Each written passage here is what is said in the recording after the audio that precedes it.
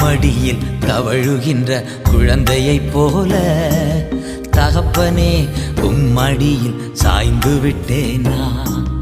தாய்மடியில் தவழுகின்ற குழந்தையைப் போல தகப்பனே உம்மடியில் சாய்ந்து விட்டேனா.